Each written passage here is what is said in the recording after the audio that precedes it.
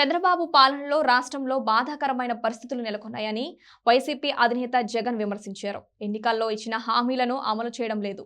YCP పాలనలో విప్లవాత్మకమైన మార్పులు తీసుకొచ్చామని, ప్రతి ఇంటికి మంచి చేశామని తెలిపారు. కూటమి పాలనలో ఆ ప్రగతి వెనక్కి వెళ్తుందని చెప్పారు. రాష్ట్రం తిరోగమనంలో ఉందని, రెడ్ బుక్ రాజ్యాంగం నడుస్తుందని దుయ్యబట్టారు.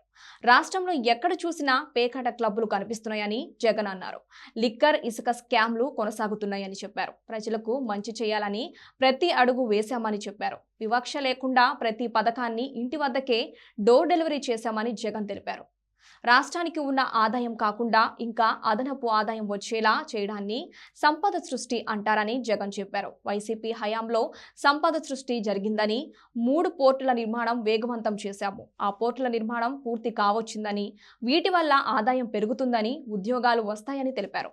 ఫెస్టోలో చెప్పినటువన్నీ కూడా అమలు చేయాలి అని ఆరాటపడడం, ఇవన్నీ ఎక్కడ కనిపించవు. ఇవన్నీ ఎక్కడ కూడా వెతికినా కూడా కనిపించవు. ఒకవైపున సూపర్ 6లు కనిపించవు, సూపర్ 7లు కనిపించవు. ఆయన ఎన్నికలప్పుడు చెప్పిన మాటలు ఏవి కూడా కనిపించవు. ఉన్నదల్లా ఏం కనిపిస్తుంది అని అంటే, రెడ్ బుక్ పరిపాలనతో రాజ్యాంగాన్ని తూట్లు పొడచడం కనిపిస్తుంది. రాష్ట్రంలో ఈరోజు ఏం కనిపిస్తూ ఉంటాయి అని అంటే, లిక్కర్ స్కాము, శాండ్ స్కాము దగ్గర నుంచి మొదలు పెడితే ప్రతి నియోజకవర్గంలో ప్యాకెట్ క్లబ్బులు, ప్రతి నియోజకవర్గంలోనూ మాఫియాలు.